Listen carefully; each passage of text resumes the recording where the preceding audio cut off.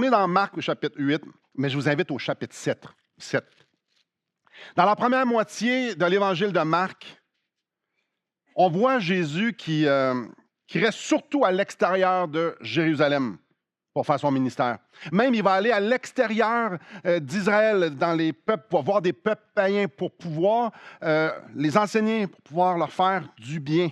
Dans la deuxième section de l'évangile de Marc, Jésus se rend à Jérusalem, au cœur d'Israël. Dans la première moitié de Marc, on voit Jésus faire son ministère aux foules et avec des points précis auprès de ses disciples. Dans la deuxième portion de Marc, les foules sont encore là, mais les points précis sont faits surtout à ses disciples. La première moitié de la section de Marc, la première section de l'évangile de Marc, finit avec la confession de Pierre qui dit « Tu es le Christ ». Et la deuxième section finit avec le centenier qui dit « Assurément, cet homme était le Fils de Dieu ». Alors, on est dans ces textes-là où il y a une transition qui va se faire, qui est en train de se faire. Alors, vous êtes au chapitre 7. Et au chapitre 7, étant donné qu'on l'a couvert amplement, je vais juste sortir ici quelques versets et vous l'expliquer, vous mettre en contexte. Les pharisiens et les scribes voient les disciples de Jésus manger sans se laver les mains et sont scandalisés. Ils sont scandalisés parce que, selon la loi des anciens, selon la tradition des anciens, ils sont en train de commettre un très, très, très, très, très grand péché. C'est comme si les disciples de Jésus n'avaient pas à cœur la pureté. Alors, ils questionnent Jésus, puis ils confrontent, comme si Jésus n'avait pas à cœur la pureté. Mais Jésus, sa réponse est frappante. Il est en train de parler d'impureté, puis il dit, ouais, mais l'impureté qui a beaucoup de valeur, c'est celle du cœur. On voit ça au verset 6, la deuxième partie du verset 6. Il leur dit, ce peuple m'honore des lèvres, mais son cœur est éloigné de moi. Ensuite vient l'histoire très surprenante d'une femme qui demande à Jésus de chasser un démon qui est dans sa fille, hors de sa fille. C'est une histoire surprenante pour plusieurs raisons. Et la première raison, c'est parce que de la façon que Marc nous présente cette femme-là, c'est la personne qui est la plus impure qui rencontre Jésus. Donc, dans tout l'évangile de Marc, c'est elle qui ressort du lot. C'est elle la plus impure. La façon que Marc nous la décrit. C'est vraiment spécial que Jésus rentre en relation avec une impure. Cette histoire-là est aussi surprenante. Parce que dans cette interaction-là qu'il y a avec cette femme-là, Jésus dit une drôle de phrase, au verset 27. « Laisse d'abord les enfants se rassasier, car il n'est pas bien de prendre le pain des enfants et de le jeter aux petits chiens. » En d'autres mots, Jésus est en train de lui dire, « Moi, je suis venu pour Israël, pas pour les païens. Les petits chiens, c'est les païens. » Elle était païenne. C'est comme s'il lui disait non. Mais la femme a compris quelque chose. La femme a compris quelque chose. Elle avait compris qu'il y avait assez de grâce auprès de Dieu, même pour des miettes. Il y avait suffisamment, les miettes, il y avait des miettes pour les petits chiens. Alors, c'est pour ça qu'elle dit, au verset 28, « Oui, Seigneur, lui répondit-elle, mais les petits chiens, sous la table, mangent les miettes des enfants. » Je vais te rassasier avec tes miettes, Seigneur. Et Jésus lui répond, au verset 29, « À cause de cette parole, va, le démon est sorti de ta fille. » Jésus bénit une impure. Et tout de suite après, Jésus va guérir un sourd, qui est lui aussi un païen. Au début du chapitre 8, il y a la deuxième multiplication des pains. Il y a eu la première, les 5000, puis il y a eu la deuxième, les 4000. Et entre les deux, de la façon que les histoires nous sont décrites, on dirait quasiment que c'est copier-coller. Il y a quelques petites différences, mais elles sont mineures. Mais il y a une grosse différence. Une grosse, qui est très, très grosse, qu'il ne faut surtout pas manquer. La première multiplication des pains, les 5000, ça a été fait des Juifs. Et la deuxième, à des païens. Des impurs. Des impurs. Jésus est complètement en train de en train de bouleverser le système de valeurs des Juifs. Pour les Juifs, les païens sont impurs. Et ici, là, il bénit abondamment ce qu'il a fait aux Juifs, il le fait aussi avec les païens. Je peux juste voir les chrétiens juifs de Rome, où ce que Marc écrit, là, son évangile, fait comme se faire rappeler que les païens sont aussi dans le peuple de Dieu. Ouh là là! Ouh là là!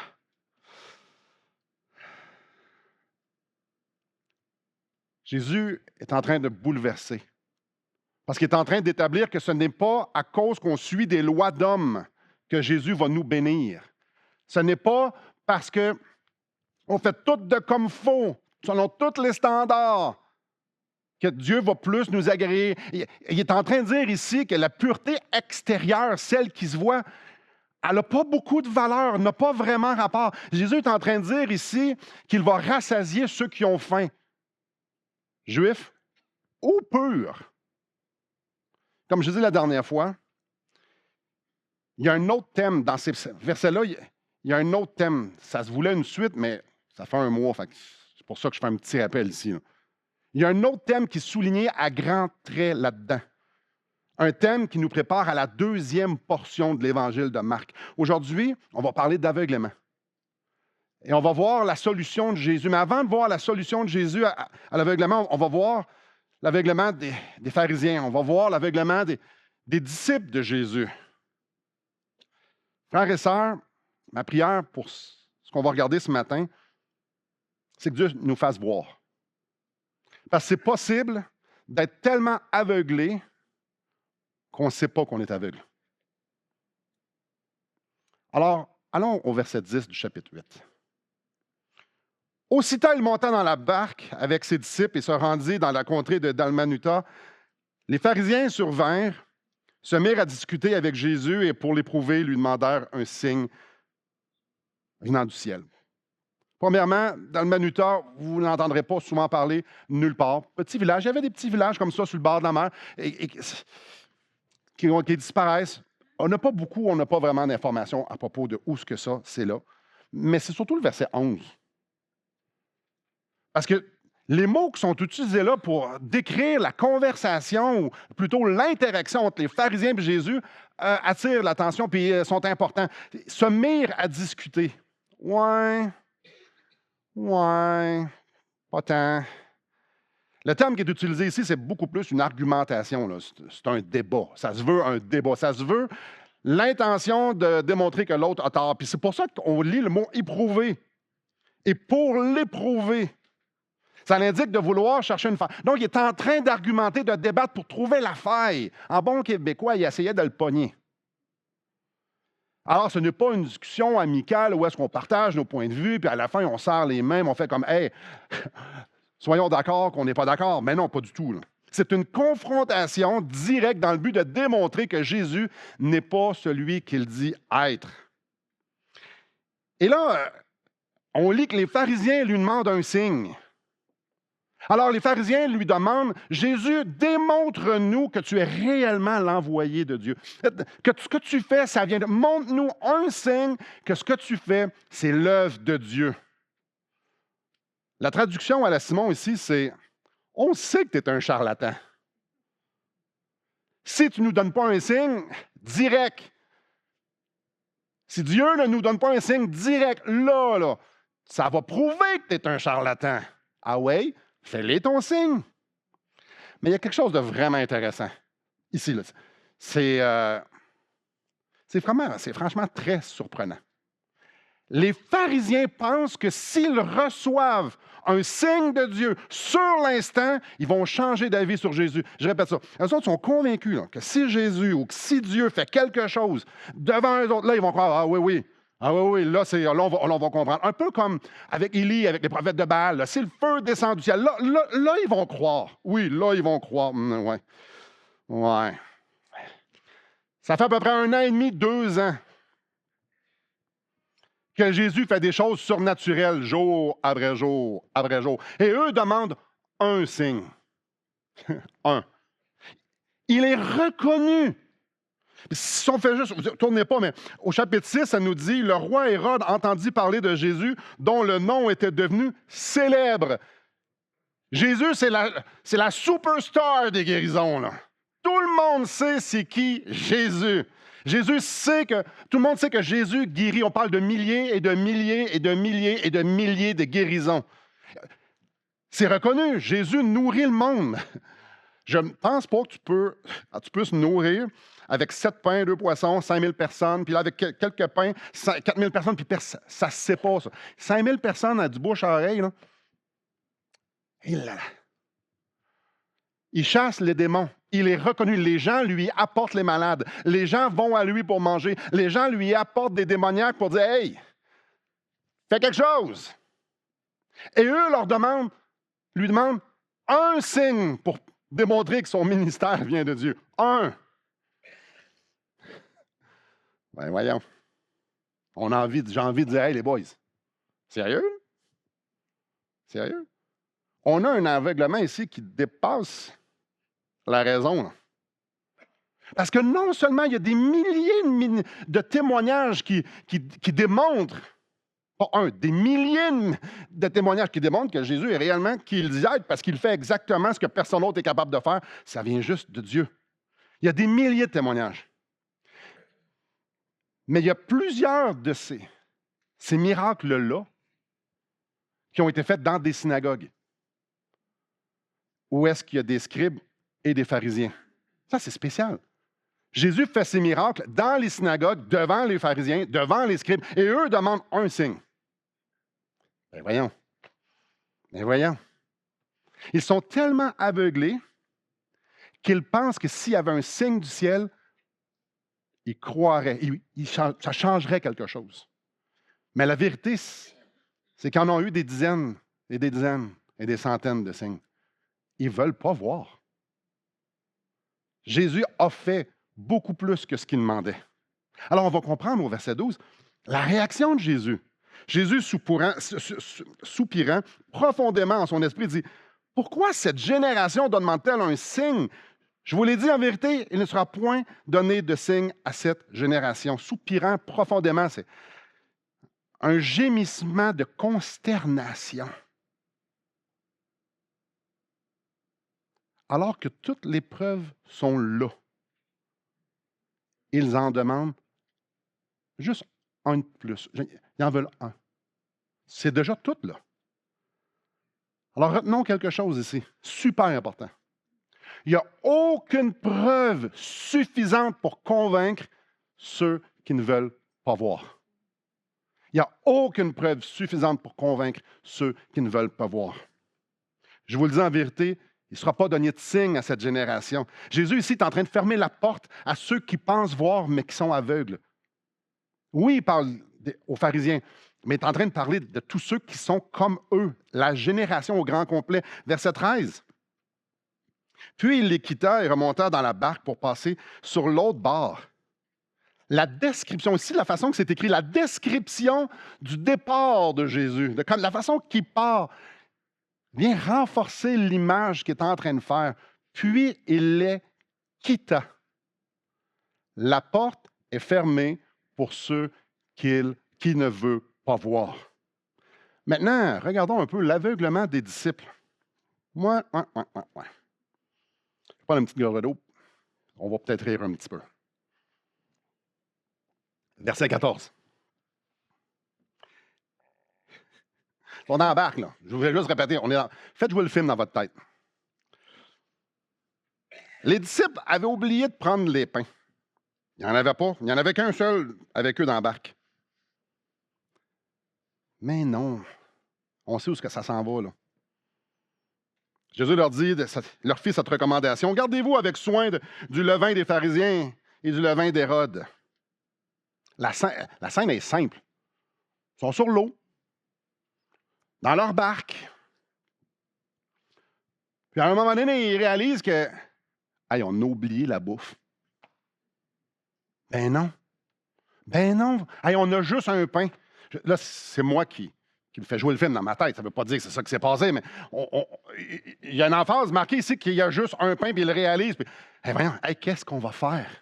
Hey, vous imaginez-vous, là, tu es sur l'eau, puis là, tu as faim, tu as une gang de gars, puis tu réalises que tu as juste un pain. Qu'est-ce qu'on va faire? On n'a rien qu'un pain. Là, Jésus met en garde ses disciples. Hey, les boys, les boys, les boys. Gardez-vous du levain des pharisiens puis d'Hérode. Mais qu'est-ce qu'il veut dire? Premièrement, le levain, c'est une fermentation naturelle utilisée pour faire vil pain. Ici, c'est fermentation. Deuxième chose, Hérode n'est pas un boulanger. Les pharisiens ne sont pas reconnus non plus pour faire des bonnes miches de pain. Ce n'est pas là qu'on est du tout. Eux non plus ne sont pas des boulangers. Troisièmement, Hérode et les pharisiens sont mis ici dans le même groupe, mais ce n'est pas dans la même gang. Hérode, lui, c'était le gouverneur sous la solde, à la solde des Romains, puis les pharisiens, c'était l'élite religieuse. Ils n'étaient vraiment pas dans la même gang. Ils ne s'aimaient pas l'un et l'autre. Là. Qu'est-ce que Jésus veut dire ici? Dans notre contexte, le levain implique un élément qui a eu de la fermentation. Comme moisi un peu. Là. Je sais que ce n'est pas ça de la fermentation, mais il y a de la bactérie. C'est pas bon. Il y a quelque chose de pas bon là-dedans. Et que ce soit les pharisiens ou que ce soit Hérode, ils s'opposent à Jésus. L'un comme l'autre sont aveugles, mais aveugles d'un aveuglement qu'ils ne voient pas. Alors, Jésus, qu'est-ce qu'il est en train de dire à ses disciples? Mais ne faites pas comme eux autres. Là, on est dans la barque avec eux autres. Là. Ils ont un pain. OK? Jésus dans la barque. Il est là, là. Un pain, Jésus est là. Les gars se disent, qu'est-ce qu'on va faire? On a juste un pain. Ça, ils n'ont pas 4 ans. Là. C'est des hommes intelligents. Là. Pensez un instant. Là. Jésus dans la barque. Là, on se pose la question, ben voyons, on a un pain. Qu'est-ce qu'on va faire? Qu'est-ce qu'on va faire? Verset 16. Les disciples raisonnaient entre eux et disaient, ils nous demandent de se garder du levain d'Hérode des pharisiens. À cause de quoi? C'est parce qu'on n'a pas de pain. Mais oui, les gars. Hey, c'est tous des petits Einstein, ça là. C'est wow! Moi, j'ai envie de dire, hey, faites-vous exprès de ne pas voir, là? Il y a un pain, puis il y a Jésus. Il me semble. C'est clair de ce que Jésus est en train de faire référence. C'est qu'ils vont tous mourir de faim sur sa barque. C'est sûr que c'est ça Jésus fait référence. Hein? Excusez, il faut lire un petit peu le sarcasme ici. C'est pas ça du tout. Premièrement, c'est le pain de vie. C'est lui qui a envoyé la manne. C'est lui qui a nourri 5000 puis 4000, qui leur dit, sérieux, là? Vous ne voyez pas ce qu'il faut voir, là. Et là, est-ce que vous vous forcez à ne pas voir ce qui est tellement évident, les gars, comme Hérode puis les pharisiens? Eux, ils ont vu les signes. Ils étaient là aux 5000, ils étaient là aux 4000, ils étaient là au reste aussi. Et ils s'inquiètent qu'ils ont juste un pain. Le Créateur est là, qui a tout mis en existence par sa parole. Puis, vous pensez que lui aussi va mourir parce que vous avez juste un pain. Vous vous inquiétez. Aïe, aïe, aïe. Une autre preuve, c'est pas parce que tu vois des signes que nécessairement tu vas croire. C'est pas parce que tu vois des signes que nécessairement tu vas faire confiance. Les disciples ont vu des merveilles, ils ont vu les signes, ils étaient là, mais ils ne comprenaient pas, ils comprenaient sans comprendre. Verset 18, ça se corse un peu. Avez-vous le cœur endurci? Ayant des yeux, ne voyez-vous pas? Ayant des oreilles, n'entendez-vous pas? Et n'avez-vous point de mémoire? Ça ici, si vous n'avez pas compris, c'est des reproches. Il n'y avait pas de réponse à donner, la réponse était évidente. Quand j'ai rompu les 5 pains pour les 5000 hommes, combien de paniers de morceaux avez-vous emporté? 12, lui répondirent-ils. Déjà là, moi, je ne sais pas eux, mais moi je ferais, oh ouais. Et quand j'ai rompu les 7 pains pour les 4000 hommes, combien de corbeilles pleines de morceaux avez-vous emporté? Ouais. Ouais, 7, répondirent-ils. Et il leur dit, ne comprenez-vous pas encore? Les gars ont vu Jésus donner les signes qui confirmaient qui il était. 2 signes de pain. Deux miracles reliés avec des pains. Puis nourrir 5000 hommes avec des pains, puis 4000 hommes avec des... Et là, ils s'inquiètent parce qu'ils en ont juste un. Tellement aveuglés qu'ils ne savent pas qu'ils sont aveuglés. Qu'ils sont aveugles. Eux, ils ne sont pas capables de voir le pain, puis de voir Jésus, puis de faire comme « Wow, j'ai bien hâte de voir comment on va souper à soir. » Qu'est-ce qu'il va faire? Mais il n'y en a pas un qui a fait « Hey, les gars, il est là, là. C'est correct. C'est correct. » T'sais, les gens se déplaçaient pour être nourris par Jésus. Eux, ils ont Jésus avec eux autres. Tu peux marcher avec Jésus pendant des années. L'entendre enseigner encore et encore, lui, le voir faire des miracles extraordinaires, expérimenter sa présence encore et encore. Puis c'est possible de tout voir sans rien voir. Pire, pas savoir que tu vois rien. Tu vois sans rien voir, puis tu ne sais pas que tu vois rien. De ne pas savoir que tu ne comprends pas. Et il leur dit, ne comprenez-vous pas encore? Jésus est très, très, très, très clair. Très, très clair. Au verset 15. Gardez-vous avec soin du levain des pharisiens et du levain d'Hérode. Maintenant, on va regarder à la solution de Jésus. Verset 22. Ils se rendirent à Bethsaïda et on emmena vers Jésus un aveugle qu'on le pria de toucher.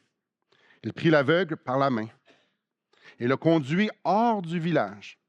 Puis il lui mit de la salive sur les yeux, lui imposa les mains et lui demandait s'il voyait quelque chose.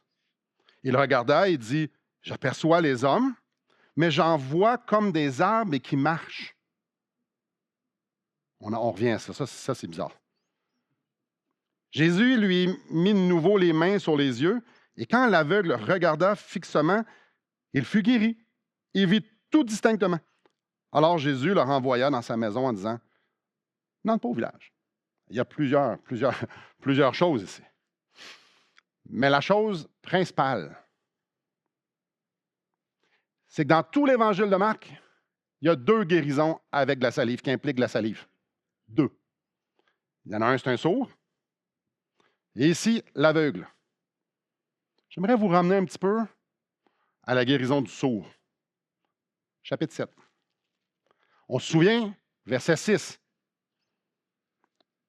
Ce peuple m'honore des lèvres, mais son cœur est éloigné de moi. Il est en train de s'adresser aux scribes et aux pharisiens. Leur cœur était éloigné. Je vous amène au verset 14. Ensuite, ayant de nouveau appelé la foule, il lui dit, écoutez-moi tous et comprenez. Écoutez et comprenez. Intéressant. Allons lire le verset 32. On lui amena un sourd qui avait de la difficulté à parler et on le pria de lui imposer les mains. Il prit à part loin de la foule, même affaire que l'autre, lui mit les doigts dans les oreilles et lui toucha la langue avec sa propre salive. Puis, levant les yeux au ciel, il soupira et dit, « Ephata », c'est-à-dire « ouvre-toi ». Aussitôt, ses oreilles s'ouvrirent, sa langue se délia et il parla très bien. Il y a quelque chose d'intéressant ici. Cœur endurci, verset 6. Verset 14, écoutez, comprenez. Et au verset 32 à 35, il y a un sourd qui entend. Spécial, hein? Quel adon? Tiens donc. Mais non, c'est une illustration de ce qui est en train de se passer ici. Là. Jésus, lui, fait entendre. C'est lui qui fait entendre. C'est lui. On retourne dans notre texte. Verset 11. Les pharisiens ne comprennent pas. Puis ils demandent un signe pour voir. Les pharisiens survinrent, se mirent à discuter au verset 11 avec Jésus et pour l'éprouver, lui demandèrent un signe venant du ciel. On veut voir un signe. Ah! Ils veulent voir un signe. Les apôtres, eux autres, comprennent pas que Jésus pourvoit. Il lui dit, pas il lui dit, Jésus leur dit, verset 18, avez-vous le cœur endurci? Intéressant. Cœur endurci ici, puis cœur éloigné au chapitre 7. Ah, il y a un lien. Il n'y a pas beaucoup d'addons en passant. C'est planifié comme ça, c'est présenté comme ça. Wow! Deux histoires, l'une à la suite de l'autre. En fait, c'est juste parce qu'on ne peut pas les mettre ensemble. Ça se lit très mal, deux histoires ensemble, parce que des lettres sur des lettres, ça se lit mal. Mais ça va ensemble. On parle de la même chose. On parle du même sujet. Ensuite, comme on vient de lire au verset 22 à 26, les disciples ne voient pas, puis les pharisiens ne voient pas. Ils ne voient pas dans la barque la ligne, pas la ligne, le lien, et les pharisiens veulent voir. Et 22 à 26, Jésus guérit un aveugle de la même manière que le sourd, que la gang qui n'entendait pas. Il ne faut pas le manquer. Entendre et voir avec un cœur bien disposé, c'est comme ça que tu comprends. Il devait entendre pour comprendre. Ici, il devait voir pour comprendre. Il ne voyait pas, il ne comprenait pas. Il y en a un qui s'est fait guérir les oreilles, puis il y en a un autre qui s'est fait guérir la vue, pour qu'il y ait une compréhension. Maintenant, regardons un instant, là, plus en précision ici, là, la guérison, parce que c'est une guérison, somme toute, un peu spéciale. Elle se passe en deux temps. La première intervention, Jésus met de la salive, ça implique la salive et tout ça, et la vision de l'homme n'est pas revenue parfaite tout de suite. Et si vous le lisez, là, c'est important d'être surpris. Là. Quand vous lisez ça, en fait, mais pourquoi en deux shots, là? Je comprends pas. Verset 24. J'aperçois les hommes, mais j'en vois comme des arbres qui marchent. Et là, faites jouer le film. L'homme voyait, c'était flou. Il voyait des hommes qui marchaient comme des arbres. Intéressant. Puis en grec, c'est encore plus clair. Il voyait des hommes, excusez ça, il voyait des hommes qui marchent comme des arbres. Avez-vous déjà vu des arbres marcher, vous autres? Là, tu les as, ben voyons donc. Il voyait des arbres qui marchaient comme des hommes. C'était pas des hommes qui marchaient comme des arbres? Là, si je leur dis une fois ou deux, vous allez faire comme, mais Simon, ça n'a pas de sens. Eh non. Mais il voyait-tu quelque chose?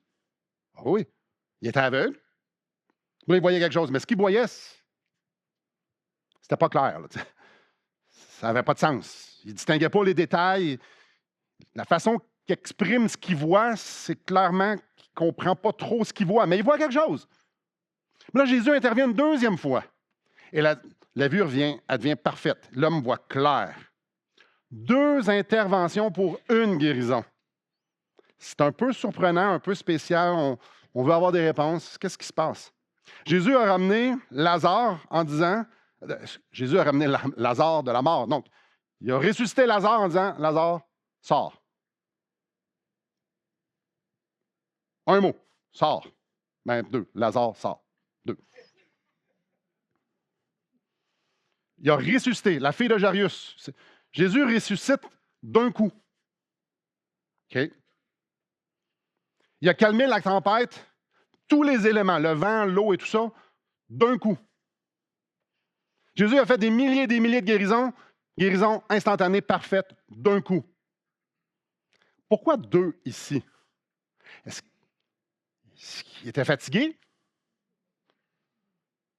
Est-ce qu'il avait moins de puissance? Pourquoi ici, il y a deux interventions? Alors, c'est important, mais pourquoi? Qu'est-ce qui est en train de se passer? C'est là le contexte prend tout son sens. Pourquoi ici, il y a deux?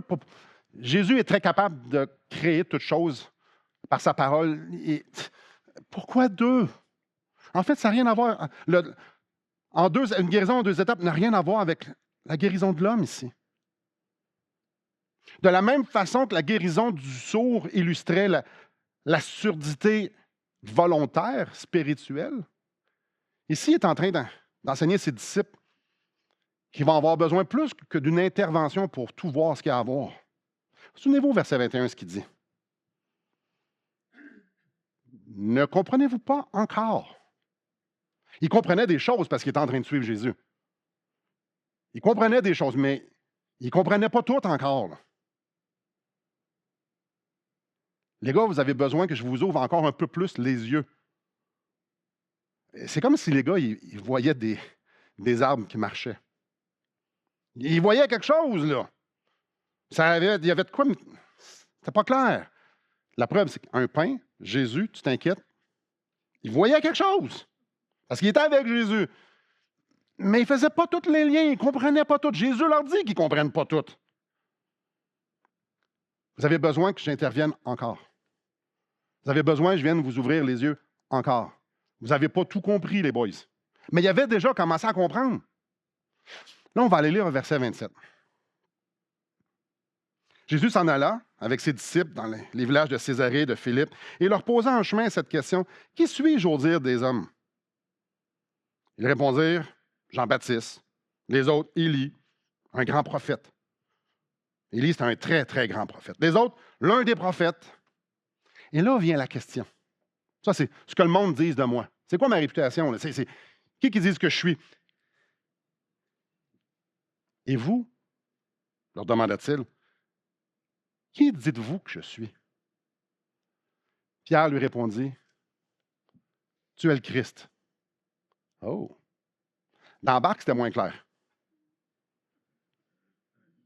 Pas mal plus clair, là.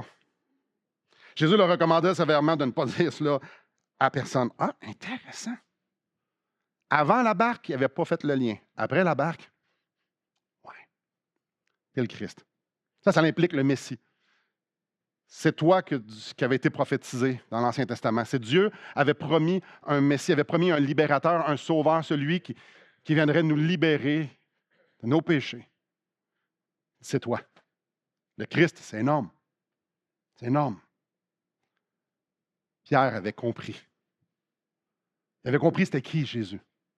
Il n'avait pas compris encore qu'il était pour mourir sur la croix, tout ça. Il ne comprenait pas tout encore. Il ne comprenait pas tout encore que Jésus voulait sauver. Ah non, non, il n'avait pas tout compris. Venez juste au verset 33. En fait, 31, tant qu'à faire. On a du temps. Alors, il commençait à leur apprendre. Alors, Jésus commence à leur apprendre. Ah, ils ont besoin d'encore d'intervention. Qu'il fallait que le Fils de l'homme souffre beaucoup et qu'il soit rejeté par les anciens, par les principaux sacrificateurs et par les scribes, qu'il soit mis à mort, qu'il ressuscite 3 jours après.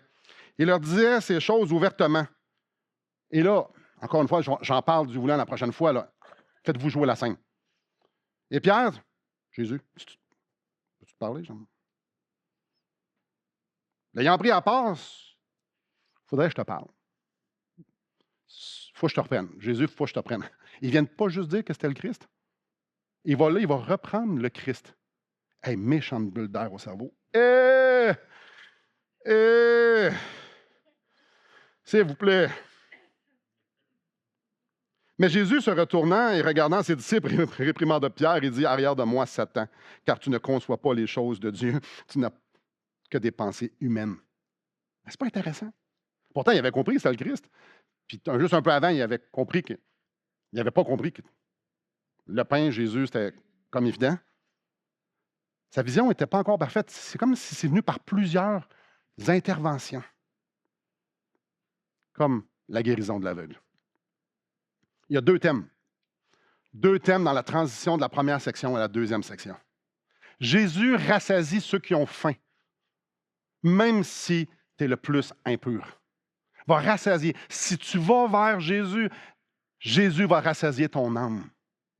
Jésus va étancher ta soif, même si tu es le pire des pires. Le deuxième thème, dans cette transition-là, c'est Jésus va te faire entendre et Jésus va te faire voir. Si tu vas le voir, il va te faire entendre, il va te faire voir pour que tu puisses comprendre. Est-ce que c'est beau? C'est beau, c'est beau, c'est beau, c'est beau. Mais attention, Attention, attention, attention, attention, attention.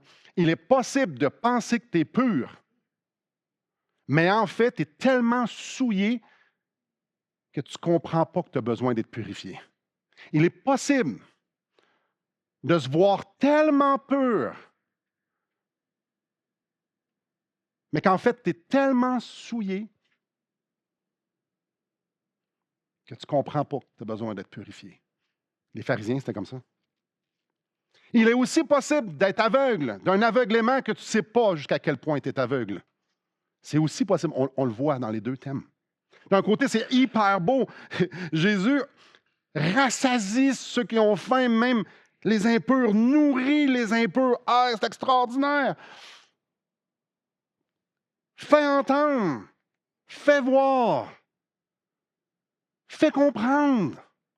Puis dans la même histoire, tu as du monde, le train est en train de passer, puis ils n'ont rien vu passer, parce qu'ils sont convaincus qu'il n'y a pas de train. Puis quand tu leur dis qu'il y a un train, ils font comme non. Maintenant, je vous pose une question ce matin. En fait, quelques questions. Entendez-vous bien? Répondez-moi pas. Entendez-vous bien? Est-ce que vous voyez clair dans la vie, là? Est-ce que vous êtes quelqu'un qui voit clair? C'est une question piège en passant.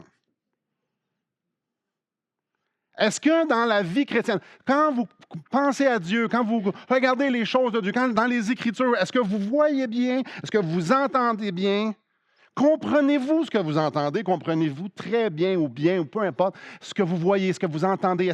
Pour vous, là, c'est voyez-vous clair, entendez-vous clair, puis comprenez-vous bien. Parce que les pharisiens auraient dit oui. Et les disciples auraient dit mais oui. C'est là qu'on fait dans la barque, là, il y a juste un pain. Pierre, tu vois ça la même affaire que moi? Ah oui, il y a vraiment juste un pain. Jean? Ah oui, je suis d'accord, je vois la même affaire. Jacques? Ah oui, hey, il y a un pain. Il y a juste un pain. Les boys, on voit tout la même affaire, il y a rien qu'un pain. Là, je compte autour de nous autres, on est au moins 12. 13 avec lui qu'on nommera pas, là, mais on n'a rien qu'un pain. C'est-tu moi où on va avoir faim avant longtemps, là? Ouais, c'est vrai. Hey, maintenant, tu soulèves le point, il y a vraiment juste un pain. Hey, ça va pas bien, il y a rien qu'un pain. Hey, c'est épouvantable, il y a un pain. La réalité qu'il y a juste un pain, c'est vrai, là, il y a vraiment juste un pain. Puis, les gars ne peuvent pas rien faire, il y a juste un pain. Comprenez-vous? Avez-vous des situations dans votre vie qu'il y a juste un pain? Mais le pain, il est vrai, là, il y en a juste un pour nourrir. Écoute, pour être pragmatique, si on ne mange pas beaucoup, là, ça ne marche pas. La mathématique, il y a juste un pain, puis tout le monde voit juste un pain, mais il y a juste un pain. Vous voyez-vous bien? Ben oui, je vois bien, il y a un pain. Ce que j'entends bien, j'entends ce que tout le monde a dit, qu'il y avait juste un pain. Ce que je comprends, ben oui, il y a un pain. Ça n'a pas de sens. Faisons de quoi? C'est pas le temps d'ouvrir une seconde moisson là. Non, il y a juste un pain. Jésus était devant eux. Jésus était devant eux. Venez avec moi au chapitre 7. On retourne là. Tellement pris dans leur situation devant ce qu'ils étaient en train de voir, qu'ils ne voyaient pas ce qui devait être vu.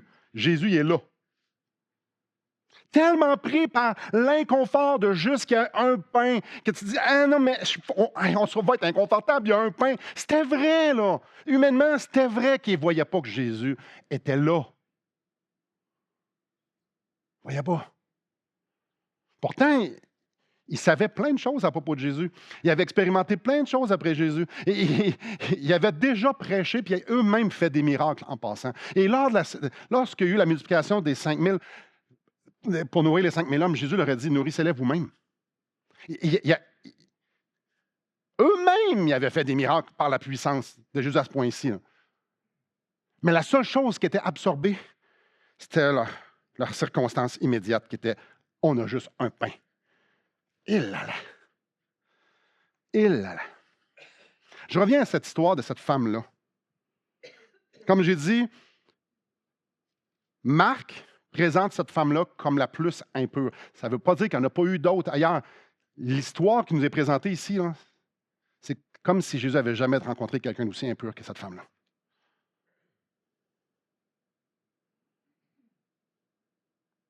Et c'est encore une histoire de pain. Il n'y a pas d'Adam. Verset 28. Oui, Seigneur, lui répondit-elle, mais les petits chiens sous la table mangent les miettes des enfants.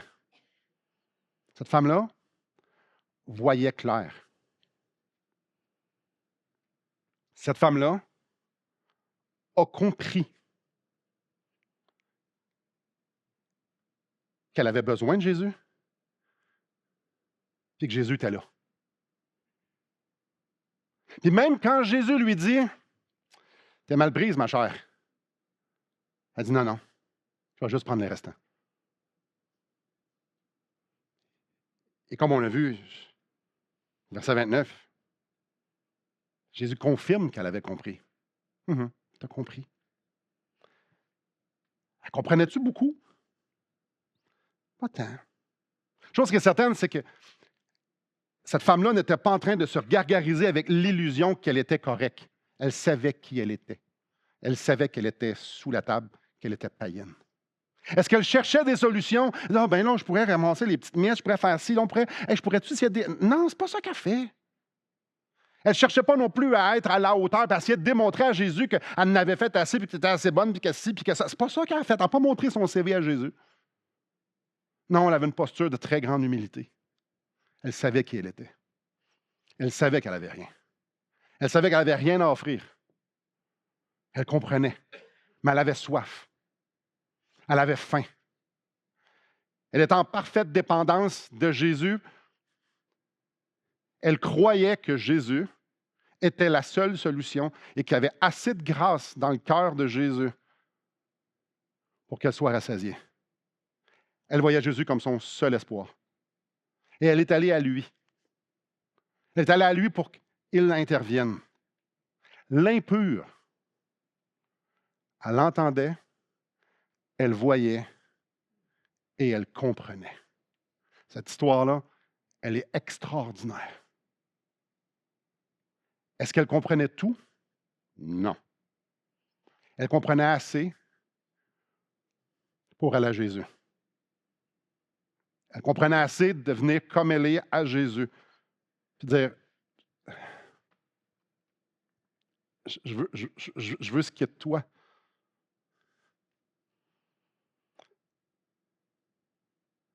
Alors, c'est pas une histoire que tu vois Christ, tu comprends la croix, tu vois Christ, tu comprends qui tu es, tu vois ton cœur, tu as besoin d'un sauveur, tu vois Christ, tu vois l'Évangile, sa résurrection, tu dis oui, je veux Jésus. Et là, pas d'un coup, bang, tu as tout compris.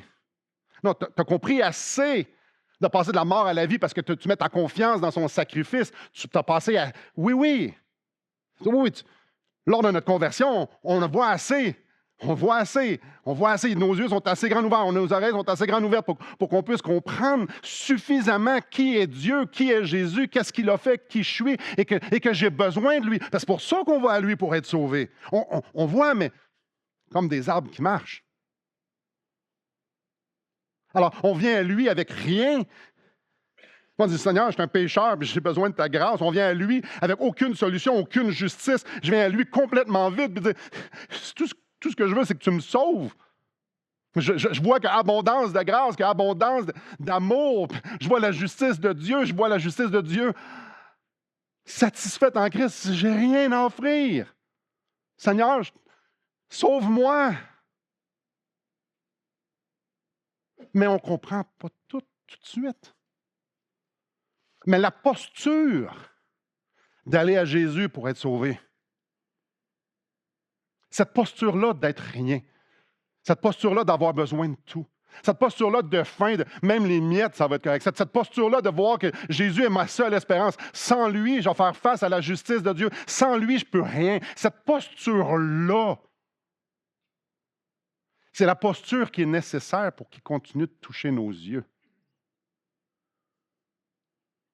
Pour qu'on puisse mieux voir,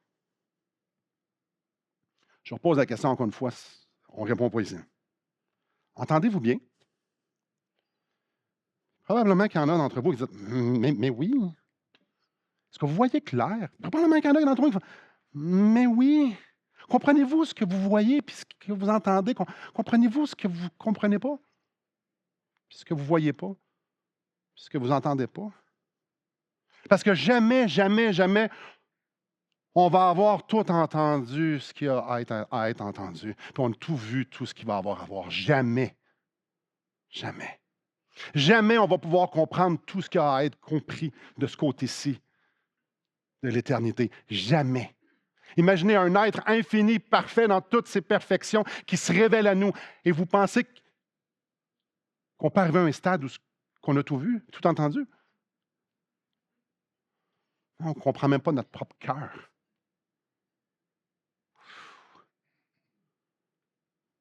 C'est tellement facile de se rassasier et de juste dire, mais moi, je vois un peu plus clair, puis c'est correct, ça me va. Hein? Non, il y a un royaume. Il y a un royaume à voir, mais plus qu'un royaume. La gloire de Dieu sur la face de Christ. On fait juste voir des ombres, frères et sœurs. On va le voir tel qu'il est, parce qu'on va devenir tel qu'il est à notre mort, mais avant, comme des arbres qui marchent. En conclusion, je pose une question, puis je vais prendre un petit silence avec. Comment va votre âme ce matin? Comment se porte votre âme devant Dieu ce matin?